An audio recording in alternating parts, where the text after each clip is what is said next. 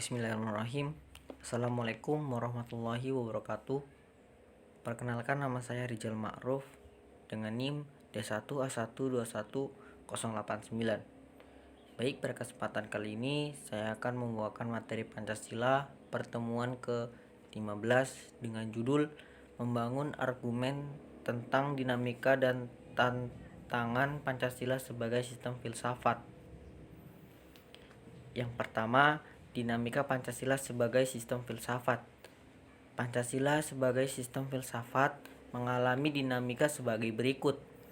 Pada era pemerintahan Soekarno, Pancasila sebagai sistem filsafat dikenal dengan istilah filosofis Grand Slang. Gagasan tersebut merupakan perenungan filosofis Soekarno atas rencananya berdirinya negara Indonesia merdeka. Ide tersebut dimaksudkan sebagai dasar kerohanian bagi penyelenggaraan kehidupan bernegara. Ide tersebut ternyata mendapat sambutan yang positif dari berbagai kalangan, terutama dalam sidang BPUPKI pertama. Persisnya pada 1 Juni 1945. Namun, ide tentang filosofis Grand Slang belum diuraikan secara rinci. Lebih merupakan adagium politik untuk menarik perhatian anggota sidang dan bersifat teoritis pada masa itu. Soekarno lebih pada era Soeharto, kedudukan Pancasila sebagai sistem filsafat berkembang ke arah yang lebih praktis.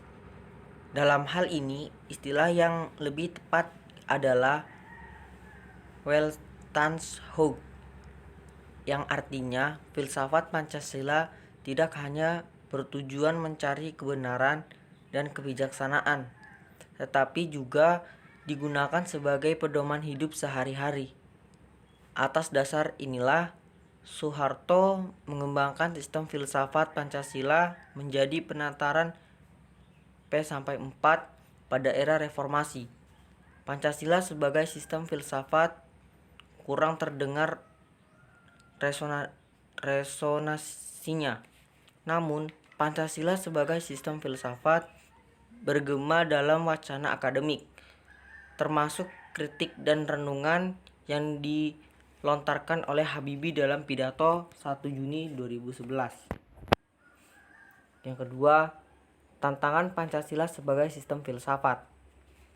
Beberapa bentuk tantangan terhadap Pancasila sebagai sistem filsafat muncul dalam bentuk sebagai berikut.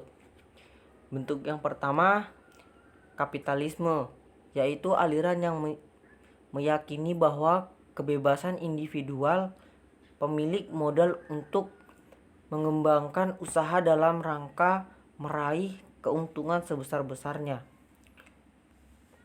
merupakan upaya untuk mensejahterakan masyarakat.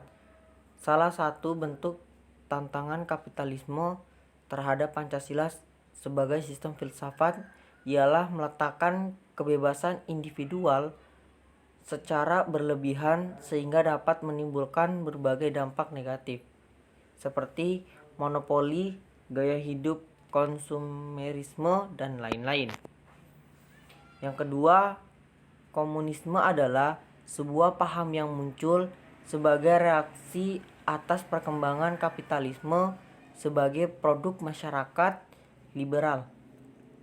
Komunisme merupakan aliran yang meyakini bahwa kapitalisme kepemilikan modal dikuasai oleh negara untuk kemakmuran rakyat secara merata.